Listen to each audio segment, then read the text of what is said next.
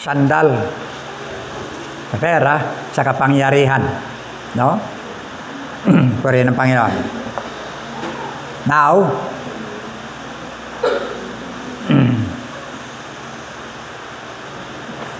kung inyong mapapansin, yung ating responsive reading, parang nakakakilabot. Diba?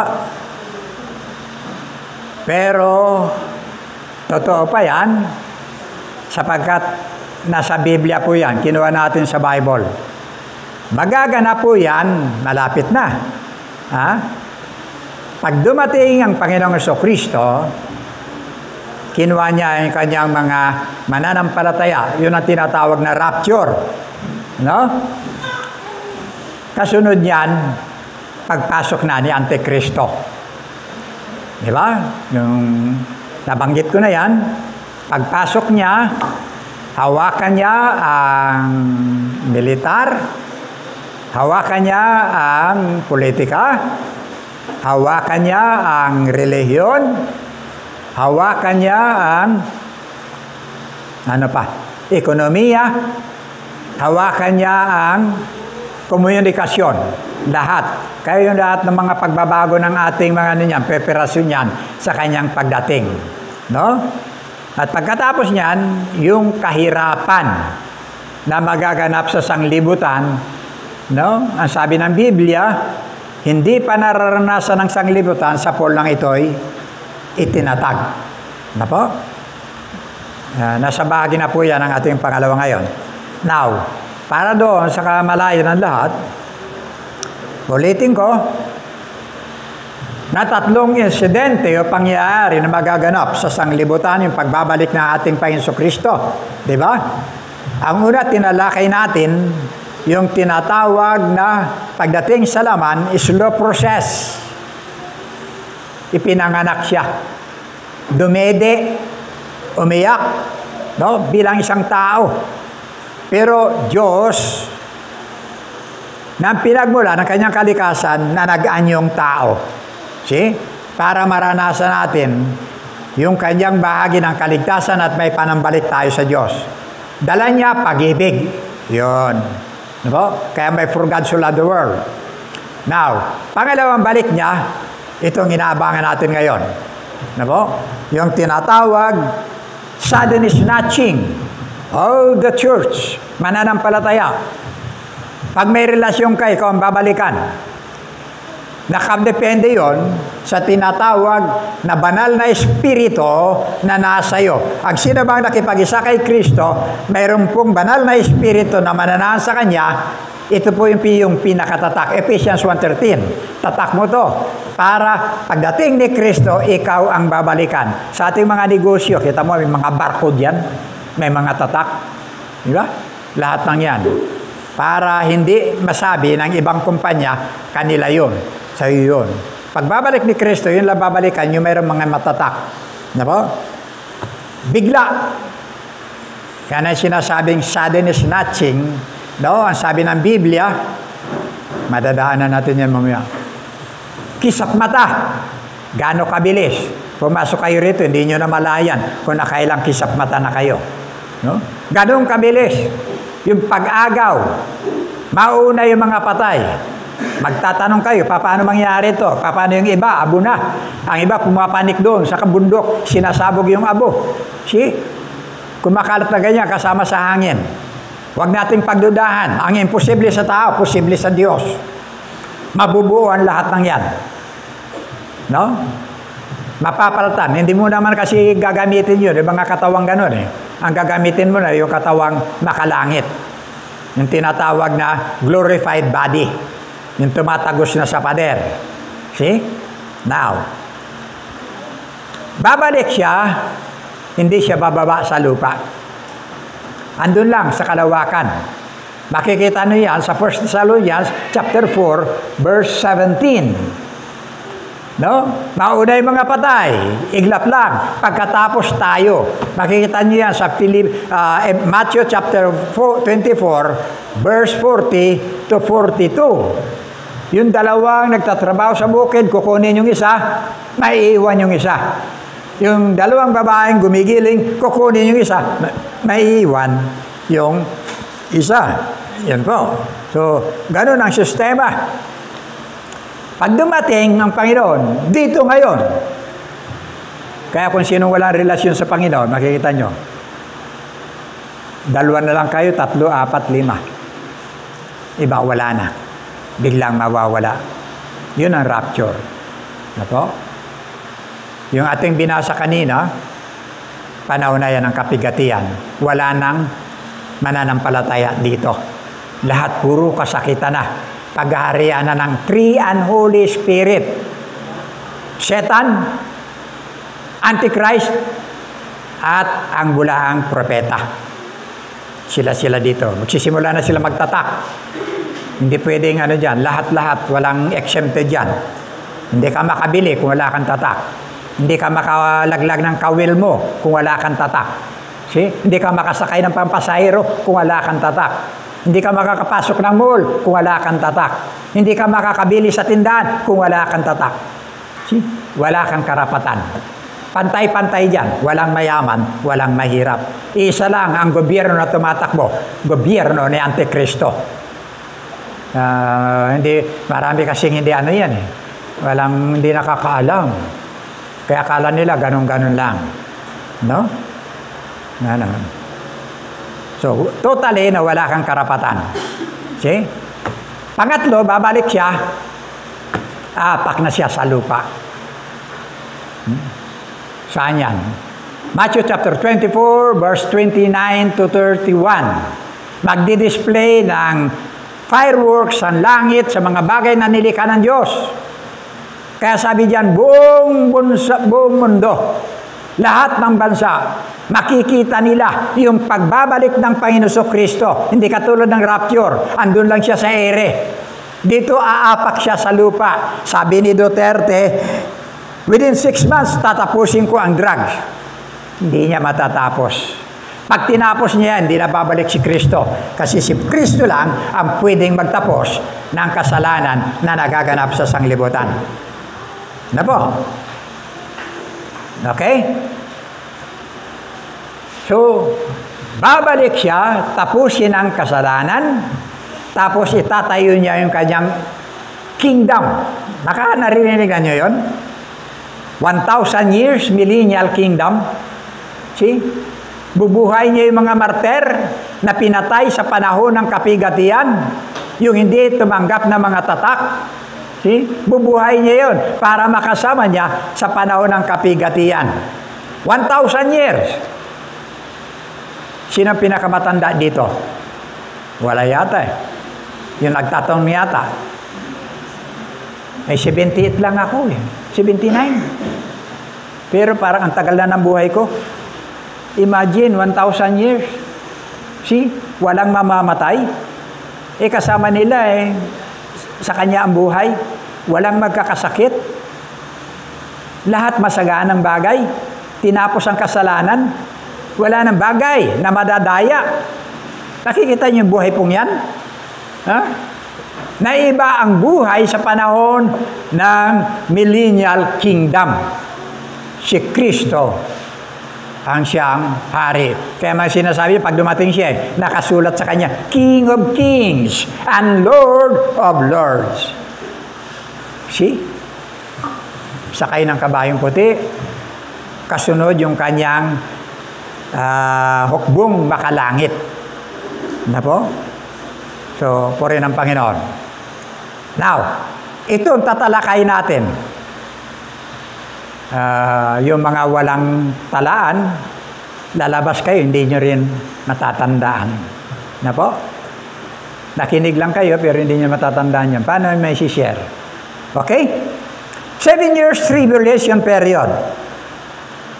Nagpapasimula pa lang po tayo sa pagbubukas ng kapighatian. Ano po? Sa pamamagitan itong mga nakaraan, ano bang tinalakay natin? Itong tatak. Simbolo po yun. Mga symbols. Yung kabayo na tinutukoy po ron. Simbolo po yan. Na po? Yung kabayong puti, kabayong pula. Pag pula, madugo. Kaya pag binasa nyo sa Biblia, makikita nyo, civil war. Ganyan. Madugo. Yung puti, pagpasok ni Antikristo, nakakorona siya. Isa lang ang korona niya. Binigay ng Diablo. Para humayo na nagtatagumpay. Mayroon siyang paghaharian, mayroon siyang sasakupin, mayroon siyang pangangasiwaan, mayroon siyang pamamahalaan. Yun ang kahulugan ng kanyang korona. Na po? Yan. Now, ngayon, ang sabi po riyan, ito'y binubuo ng 7 trompeta. See? Ano po ang trompeta? Ano ang kahulugan ng trompeta? Di ba? Ewan ko kung totoo ito, yung narinig ko nito. Kalukuhan ba? Yan sabi niya, trompeta yan. Pag tinutukoy yung lalaki, ibig sabihin, pendeho. May ipot sa ulo. See? Trompeta. Ang trompeta po dito, na tinutukoy po rito, na po, ito po'y ginagamit na pang tawag. Pagbigay ng sinyal. Nung araw, naalala ko, Boy Scout pa lang ako sa elementary. 2 yan. Hawak ko, marunong ako. Drummer. Bilang drummer. Yan. Pati yung bugler, ang tawag yan. No? Pag mga, wala na ngayon eh. May mga camping yan eh. Ang tawag yan. Pagdating na mga alas 8 pasado, no, alas 9 na, tutugtog na ako ng tinatawag na taps. Tan, tatan. Mahaba yan. Tan, tatan. Tan, tatan. Tan, tatan. Tan, tatan. Taps yan. Tan, tatan. Tan, tatan. Tan, tatan. See? Tinutugtog yan. Tahimik na lahat. Wala na ano. Tinutugtog din yan kapag may nililibing na sundalo. May tinatawag silang 21 gun salute. Yan. Di ba?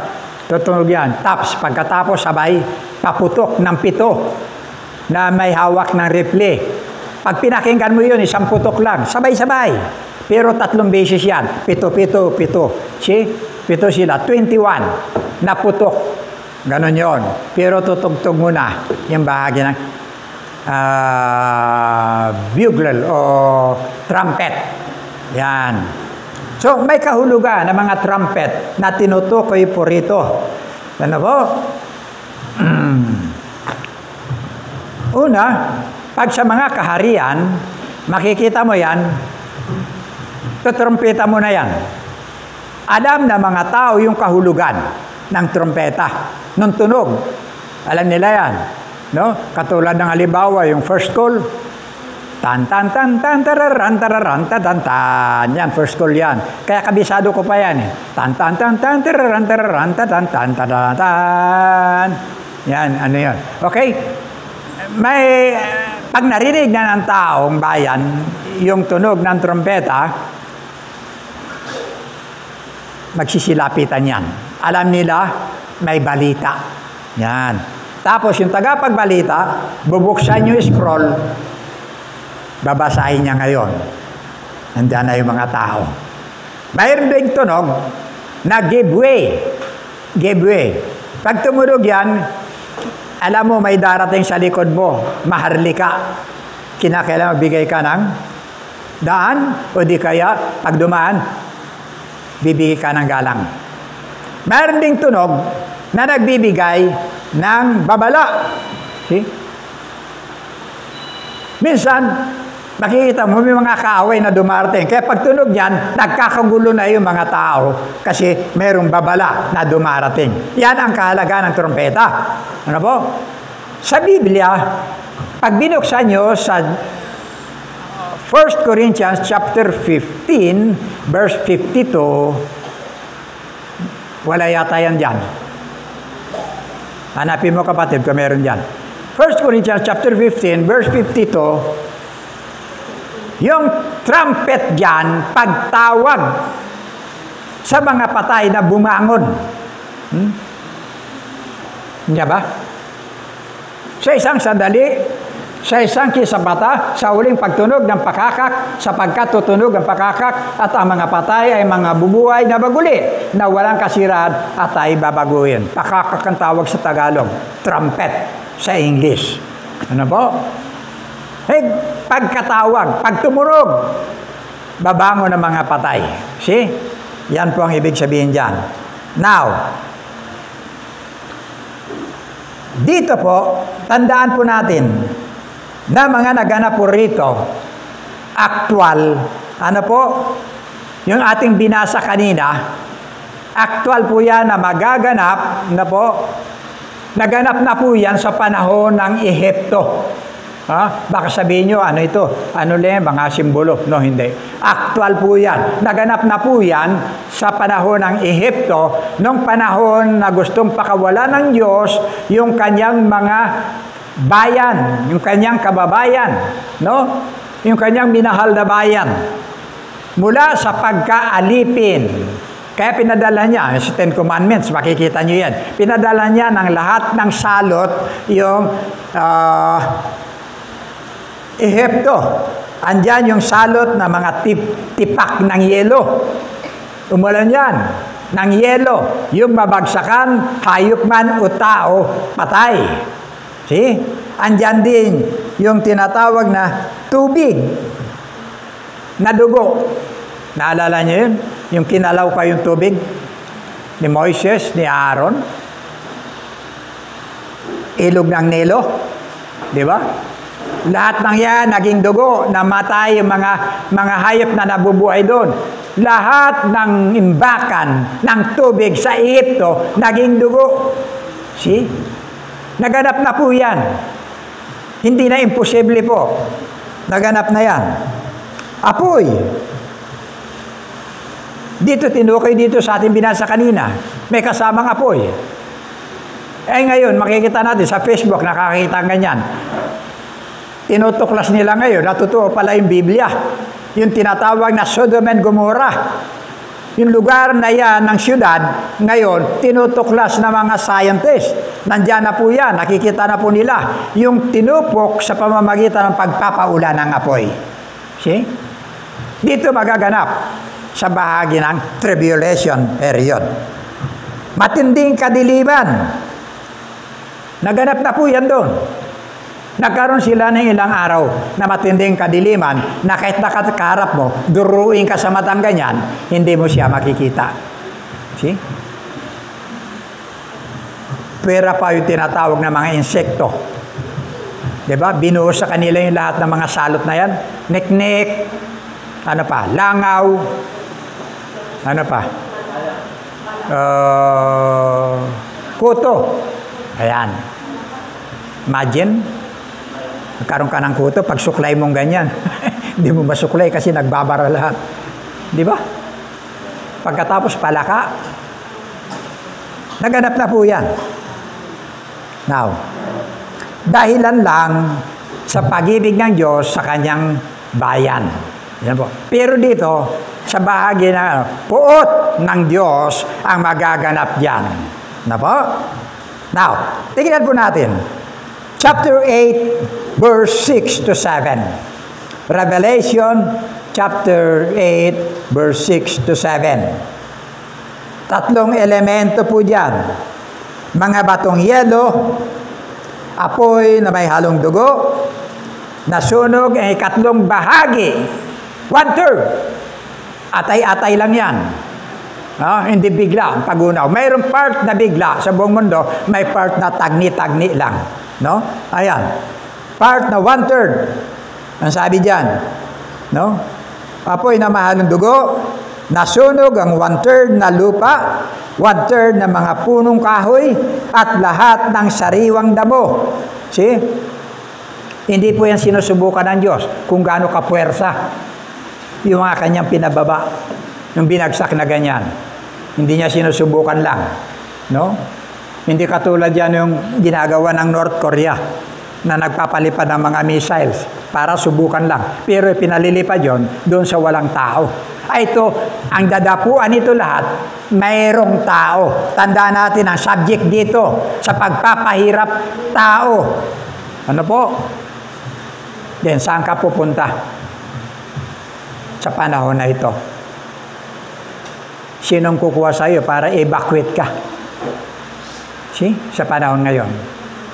Naranasan na ba nyo kung napasok kayo? Kahit konti? Sa balat? Anong pakiramdam na napapasok? Di lalo na ito. Saan ka magtatago? Sabi dito ng Biblia, lahat natupok kasama yung mga nilalang. Mas mabigi pa, mamatay ka kaagad eh. Kesa yung, may nakita ko nun sa kulyon, maliit pa ako. Naawa talaga ako. Hindi kami makatulog sa lumang ospital pa nung araw. Natatakot ako sa daing niya, nananaghoy. Wala siyang damit. Basta nakatikangkang lang siyang ganyan. See? Hindi na niya may unat yung kanyang paa. Kasi, ano yan eh, parang nadigas na sa sunog. See? Kulay violet na siya doon sa gamot, may pintura sa kanya. Ganun pala yung itsura na susunog. See? Lalo na dito, sa panahon na ito.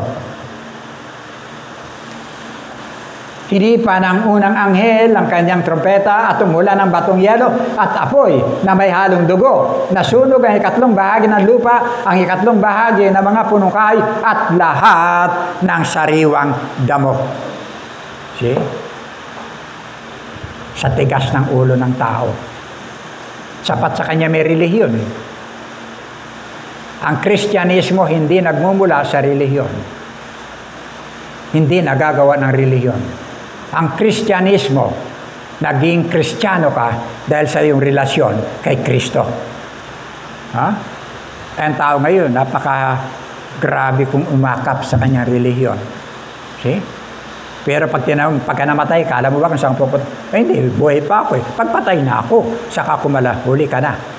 Sapagkat ang sabi ng Biblia, itinakda sa taong mamatay ng minsan. Pagkatapos noon ay ang paghuhukom. After ng kamatayan mo, kung anong buhay mo, script na ginawa sa buhay mo rito sa mundo, yan din ang susukatin sa iyo pagkatapos ng paghiwalay ng iyong hininga. Okay?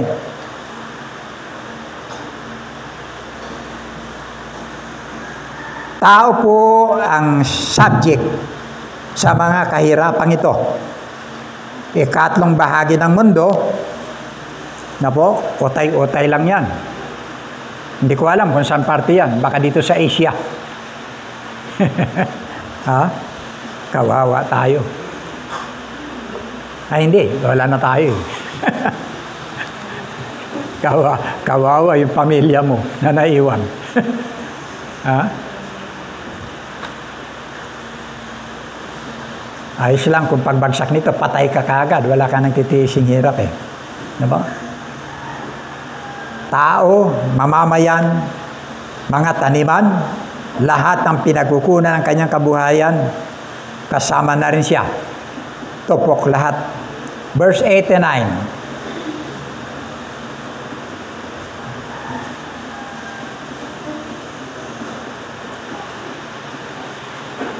Hinipa ni kalawang anghel ang kanyang trompeta at bumagsak sa dagat. Ang isang parang malaking bundok. Pansinin niyo ha? Na nasusunog. Naging dugo ang ikatlong bahagi ng dagat. Namatay ang ikatlong bahagi ng mga nilalang na naroon at nawasak ang ikatlong bahagi ng mga sasakyang dagat. See? Hindi yan parabola. Hindi yan simbolo. Aktual na kahirapang daranasin ng tao. Pinag-aaralan ko po yan. Pag nag-aaral ako, hindi lang isang Biblia ginagamit ko. 5 po yan, 5 lahat. Kinukumpara ko kung anong ibig sabihin dito, doon sa kabila, isa-isa. So, pero isa lang ang tema. Isang malaking bundok na nagliliyab, na binagsak. Hindi ang galing sa lupa. Itinulad lang malaking bundok. So, makakakita ka rito ng malaking bundok. Asan ang malaking bundok dito? Walang iba kundi yung darala, yung kalis. Pero palagay ko, mas higit pa dyan. Galing yan sa itaas. Kung hindi meteors, ano ang tawag dito? Asteroid. Mga nagliliyab, ibinagsak. See? Imagine, kumuha ka ng palanggana na malaki, punuan mo ng tubig hanggang sa labi. See? Tapos, kumuha ka ngayon ng hollow blocks. Sabay bitaw.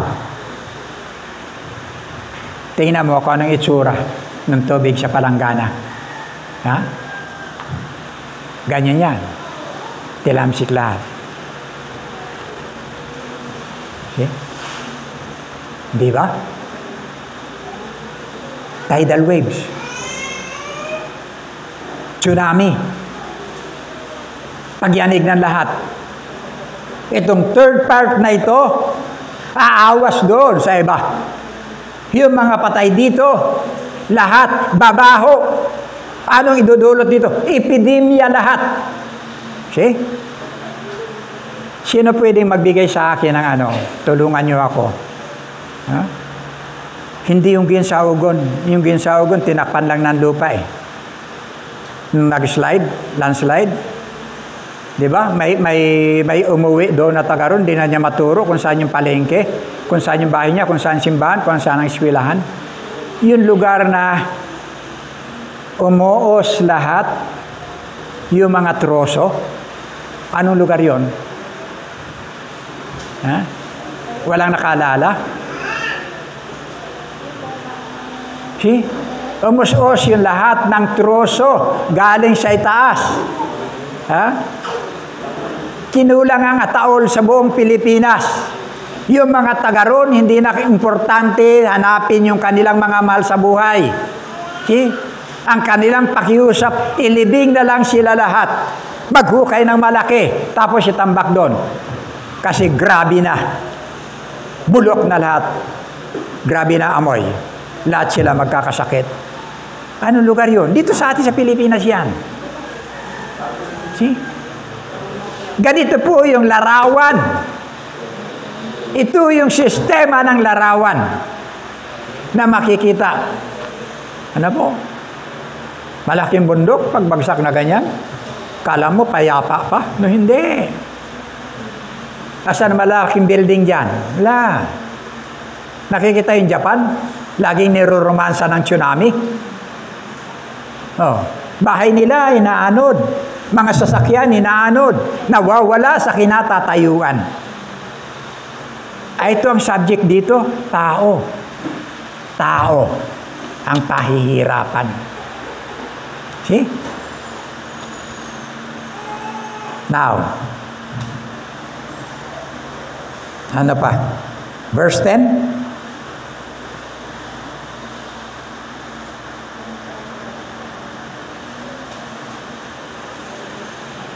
Hinipa ni ikatlong anghel ang kanyang trompeta at nahulog mula sa langit ang isang malaking bituin.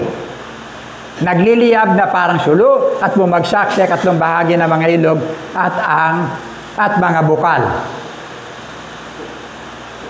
Ang bituin ay tinatawag na kapahitan. Pumait ang ikatlong bahagi ng tubig at maraming tao ang namatay pagkainom nito. Parusa talaga. Kita ninyo? Anghel yan. Yung simbolo dyan, between anghel. Bumaba. Kinalawkaw lahat ng bukal sa lupa.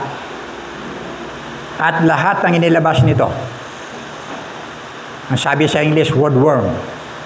Kapaitan. Mapait. Paano ka? Ubra ba dito yung mayayaman?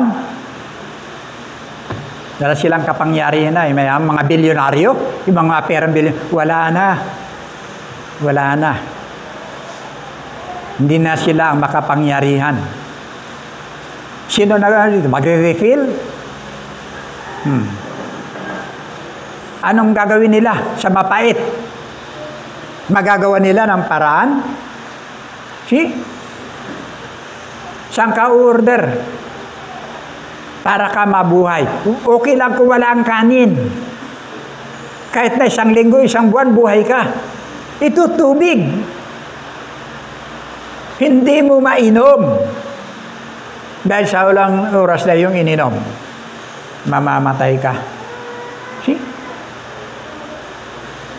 Anin mo yung pera mo? Gaano karami mo ang pera mo sa bangko? Anin mo pera mo? Pagkakataon ngayon. Mahirap at mayaman, pareho lang ang kanilang kalagayan. Isa lang may kapangyarihan. Antikristo, ang diablo, at ang bulahang propeta. Lahat ng bukal, polluted. See? Verse 12,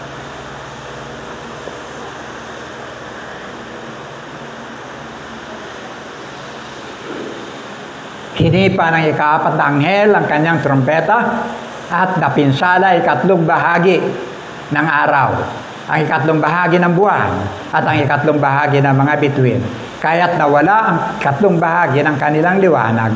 Nagdilim ang 3 bahagi ng maghapon at walang tumanglaw sa 3 bahagi ng magdamag. Ano lang ito? Partial lang ito. Yung dilim na yan, partial lang yan. Hindi yan katulad ng dilim na yung pagbabalik ng Panginoon. No? Babalik siya.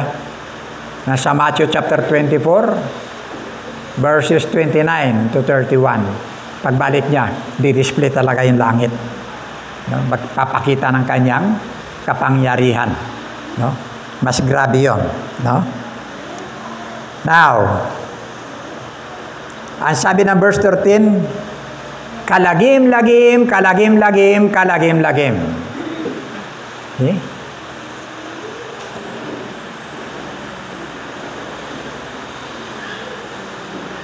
Agila ba yan? Sa iba, vulture eh. Kumakain ng tao. Ibig sabihin, ipinakikita na may darating pa na higit na magaganap sa sanglibutan. Chapter 9, verse 1 and 2. Buong mundo yan, ha? Kanina, 1/3, 1/3, 1/3. Ngayon, buong mundo. Tingnan nyo yung sitwasyon. Buong mundo na. Okay? Verse 1 and 2 lang, kapatid. Hindi pa ng... Okay.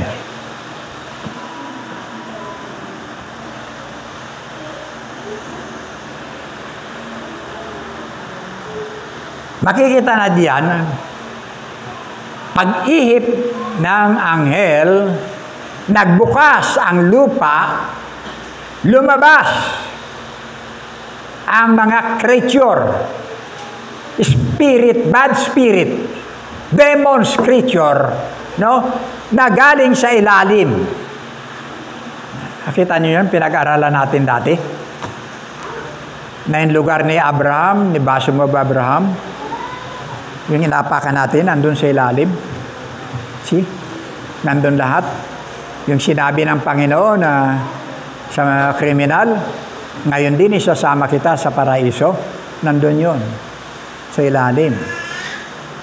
Hindi pa nagaganap yung kanang pagkabuhay na maguli. Kaya walang laman ng langit. Ang sabi ng Biblia, wala pang, sabi ng Panginoon, wala pang pumanik sa langit. Maliban yung bumaba mula sa langit. Siya yun. Siya lang. Hindi pa nagaganap yung kanyang kamatayan sa krus. See? Kaya siya nagsasalita ng ganon. Hindi pa nagaganap yung kanyang pagkabuhay na maguli para sa katagumpayan ng mga nagsasampalataya sa kanya. Now, mayroon pong mga nilalang sa ilalim po ng lupa. Yan. Andyan po yan. Okay? Balang outside ang kanilang appearance, pero demonic creatures Ano po? Ang kanilang misyon, pahirapan ang tao sa loob ng 5 buwan. Di ang katulad ng vaccine. Vaccine natin, pagka natirada ka ng isang bakuna, okay na yon. Ulitan na lang ng ilang panahon. Ito, iba. Hindi na dadali ni kapatid Anoy kung saan yun.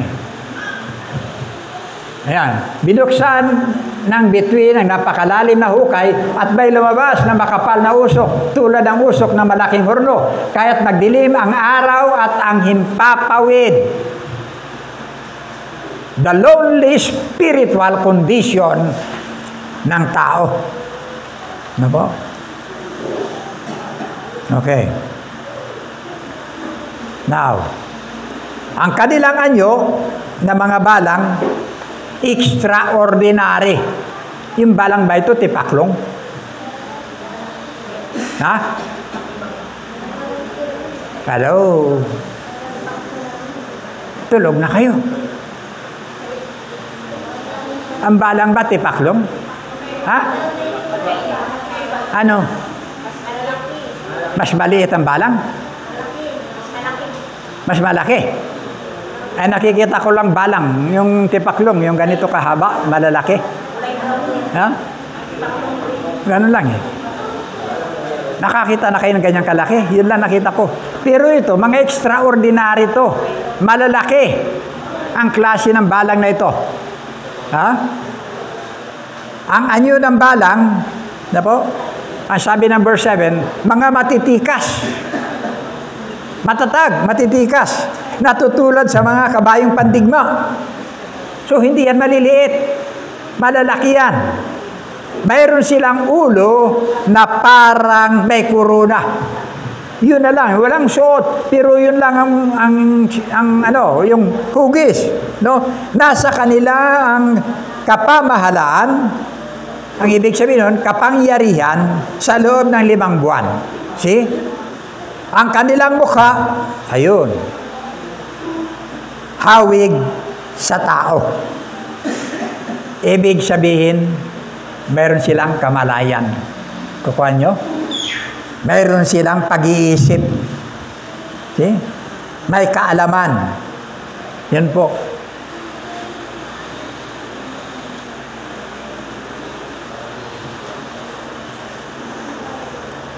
Verse 9.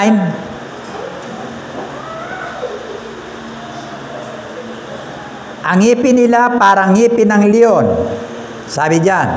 Sa verse 9, may breastplate sila sa dibdib na gaya ng mga warriors or gladiators. Nakakita kayo ng mandirigma na mayroong parang suot dito sa dibdib? See? Ang pagaspas ng kanilang mga pakpak ay gaya ng ingay o ragasa ng mga karwahe na papalaot sa digmaan. Naiba po sila sa pangkaraniwan dahil meron po silang mga buntot. See? Yung balang wala eh. Pero meron pa silang buntot. Ano yung buntot nila? Parang alakdan. Nakakita ko ng alakdan eh. Pagka ganyan, lumalakad lang siya. No? Lakad lang ganyan. Kumuha ko ng tinting. Ginalaw ko siyang ganyan. Nung galawin ko siya, bigla siyang gumanyan yung buntot. Umangat yung buntot. Ibig sabihin, handa siya. So, sa buntot niya, mayroon doon parang nakatinik o pantusok. Yan po. Sila ay may mga buntot na may tulis gaya ng sa alakdan. Nasa buntot nila ang kapangyarihan ng manakit na mga tao sa loob ng 5 buwan. Imagine, 5 months. See? Hindi ka lang rarasyonan ng araw-araw o tusok. Hindi. Ang sabi ng Biblia, nagdidilim. See? Pansinin niyo yung katagang hanapin ng tao, ang kamatayan. Yung kanilang nararamdaman, yung kanilang nararanasan. See? Naroon po sa kanilang buntot, yung kamandag. See? Kaya, pansinin po ninyo, ano kaya ang magiging itsura ng isang tao na naroon sa kalagitnaan ng ganitong salot na narasan ng tao. Diba? Nagdidilim sa kapal, sa dami. Diba? Lalapitan ka, hindi lang po isa, dalawa, kumpul. Marami yan. Ha? Kumpul-kumpul. Pagkaalis ng 5, 3, o ano, lipat sa iba, meron naman darating sa'yo. Magrarasyon. See? Walang tigil. Wala kang pahinga. Hindi mo magawang mahiga. Hindi mo magawang umupo. Pakiramdam mo, kumikirot yung buong katawan mo hanggang sa pinakautak ng buto mo. Pakiramdam mo parang binabari na pati utak mo sa kamandag nito. See? Sino nakagat ng mga insekto na makamandag? Yeah. Ikaw ba ning nakagat sa camp? Meron tayong nakagat sa camp. 2005. Si Jessa. Alupihan naman. Yung kumagat kay Jessa. Okay. Masakit. See? Anong itsura mo? Yung kuya ko, ano yun makapalang labi, panganay. Pag nakagat yun, ng alupihan, itong namamaga. Yung labi niya, yung tumutunto na ganyan. See? Bakit hindi ko, sabi ko, nagtataka kung bakit pag nakagat ito, itong labi niya dito yung nakagat sa kamay. Pagkatapos, pero ito yung labi niya yung namamaga dito.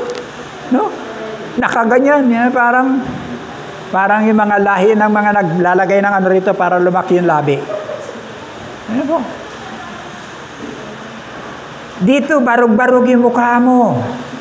Sigurado yan.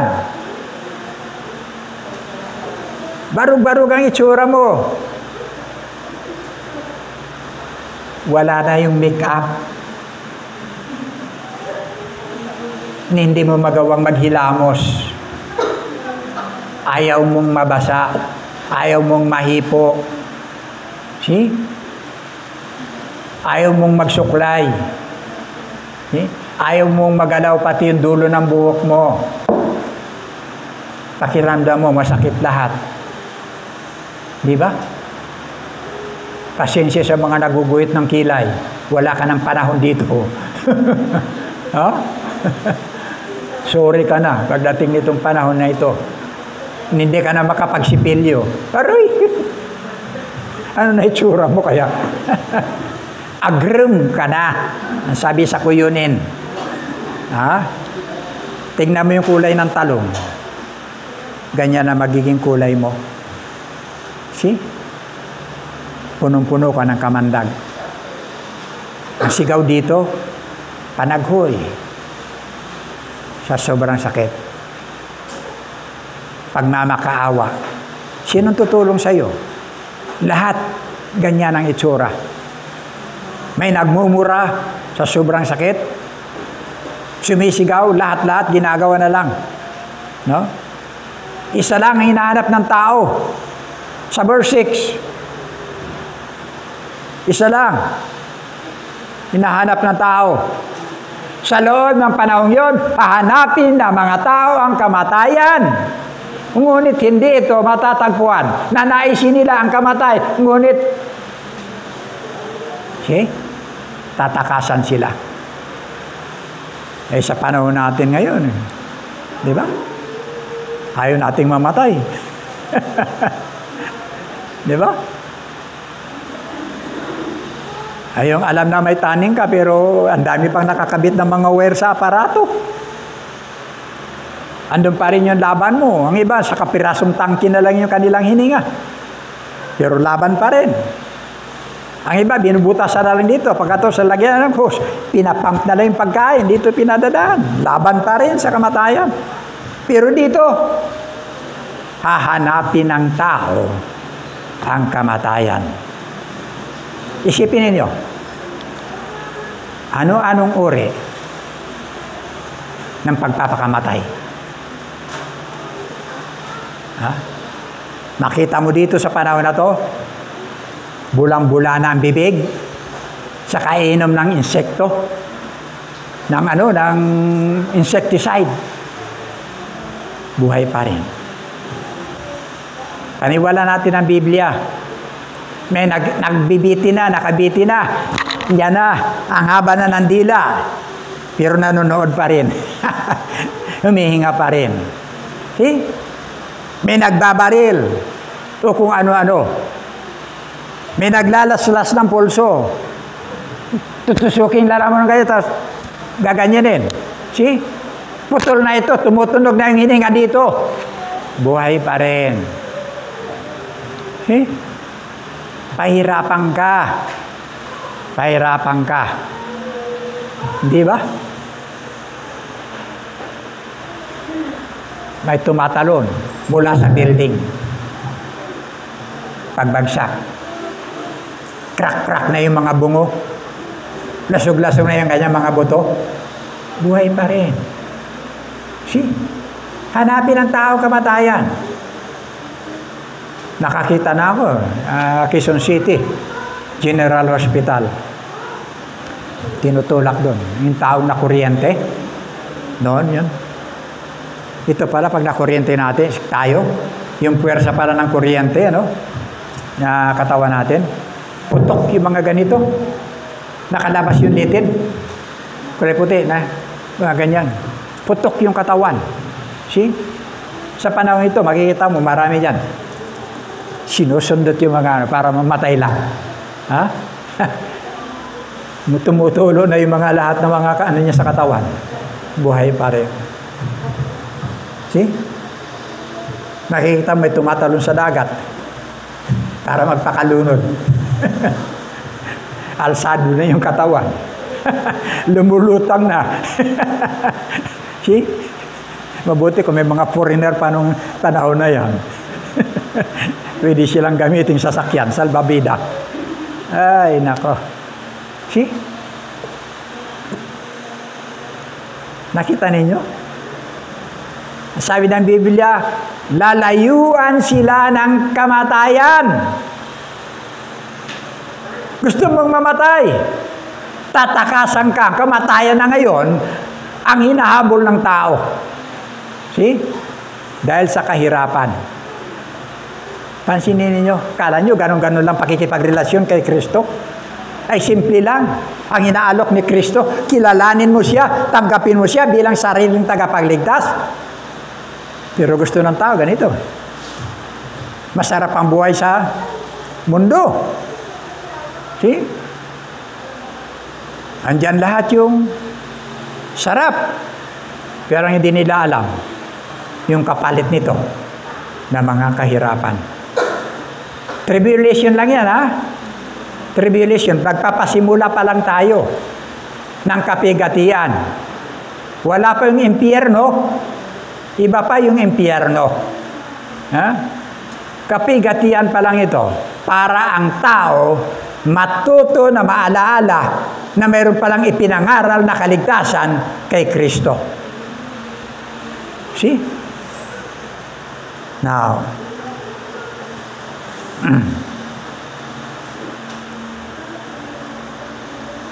so ito po yung larawan na mga maiiwan sa panahon po ng rapture. Kaya tiyakin po natin na wala pong maiiwan na mga membro ng ating sambahayan. Sino po nakakatiyak dito na pagdating ng Panginoon kasama siya? Ha? 2, 3? See?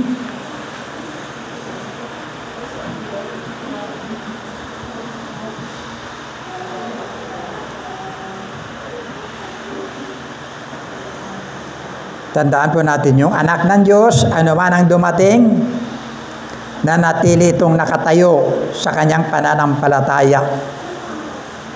Hindi siya katulad ng baryaw. Alam niyo yung baryaw?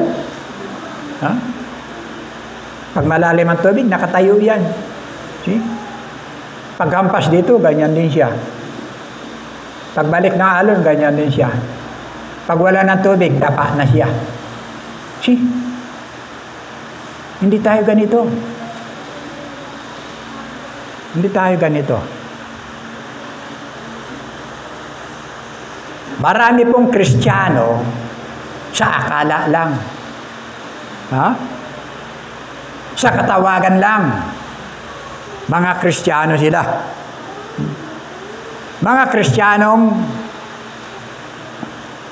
wala nito. Walang prayer. Walang simba-simba. Pero mga Kristiyano sila na matatawag. Ito yung mga Thomas sa ating kapanahunan. Nakilala niyo si Thomas? Diba si Thomas? Kasama ng ating Panginoon Kristo. Sa lahat ng lakad, kasama siya. Kasiping sa pagtulog, kasalo sa pagkain, nakakita ng mga kababalagan. Yung pala, walang pananampalataya. Hindi ba? Hindi ako maniniwala hanggat hindi ko naitutusok yung aking daliri sa butas ng kanya mga palad. Imagine, namatay na sa krus, bumangon na muli, pero ito kasama sa lahat, hindi pa rin siya naniwala. See? Kaya sabi ko marami nabubuhay sa akala. Huh? Baka akala natin, yan, akala ko kasi, ang daming napapahamak sa akala. Di ba? Ang daming nadidisgrasya sa akala. Akala ko kasi mahal na mahal ako Ayun. See?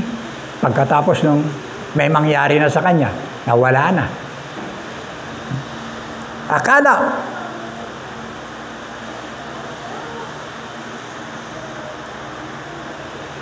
Kaya nga sabi ko, mga minamahal, paano ka magiging compatible doon sa langit? Kung dito lang, hindi ka compatible sa bagay ng iyong kaugnayan sa Panginoon. Paano ka maging, tawag dito, paano ba? Paano ka magiging, anong tawag dito? Akma doon sa langit. Kung dito pa lang sa gawain ng Panginoon, hindi ka na akma. See? Paano magugustuhan sa langit? Na dito pa lang, parang hindi ka na See? Now, wag po nating antayin. Na po? Dalawang bagay lang po yan nag-uunahan. Na po? Yung kunin ka ng Panginoon or dumating siyang biglaan. Pagdating niya na wala kang kaugnayan sa Panginoon, mamatay ka na wala kang kaugnayan sa Panginoon, wala ka talagang paroroonan, kapahamakan. Mas masarap na dito pa lang buhay ka pa, tiyak mo na ang iyong kalagayan. May katiyakan Yung bumaba na nagkatawang tao, namatay sa krus, bumangon na muli. See? Mayroong katiyakan. Dahil lang yung sinasampalatayanan, hindi nabulok doon sa libingan. Bumangon siya para patunayan na karapat-dapat siyang tagapagligtas. Mga minamahal, sabi ko nga, makakalungkot na ang buong mundo, ang Pilipinas, naluluko ngayon sa relihiyon. Bigkisin mo ang lahat ng relihiyon. Ito, huwag mo at kwentasin mo pangalan ng mga relihiyon. Mapapahama ka. Anong sabi ng Biblia? I am the way, I am the truth, I am the life. No man cometh unto the Father but by me. See? Bakit? Siya lang ang tumubos sa bawat sa atin. Yung kriminal sa krus, walang relihiyon yun. Walang nagawang mabuti. Wala ni ano man. Pero naging karapat-dapat. Ano sabi sa kanya? Sabi niya, Jesus, alalahanin mo. Alalahanin mo ako pagdating mo sa iyong paraiso, sa iyong kaharian. Ano sabi ng Panginoon? Ngayon din, kakasamahin kita sa aking paraiso. Hindi na sinabi, makasalanan ka eh. Sobra kang makasalanan.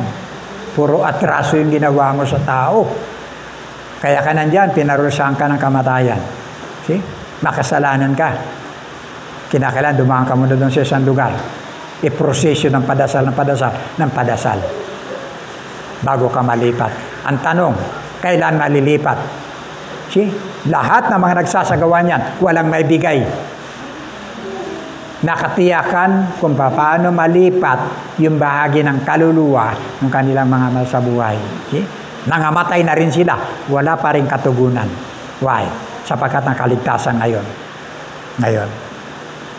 Once na kinilala mo ang Panginoon, pinagsampalatayan mo, ngayon pa lang panghawakan mo. Dahil ang Kristong ito, di na natili sa libingan. Babalik na nga lang siya eh. Yung kinakailangan, may relasyon tayo. Bawat isa sa Kanya. Yun po yung katiyakan. Buhay ang Diyos na nagsagawa ng pagliligtas para sa iyo. Walang relihiyon ay sinama doon sa krus. Pangalan man ng relihiyon. Wala. Maliban si Kristo. See? Ito po. Para maiwasan yung mga bagay na nagaganap na yan. Marami pa pong susunod yan. Nakakapangalawa pa lang tayo. At tinatalakay. Trumpet. Seal.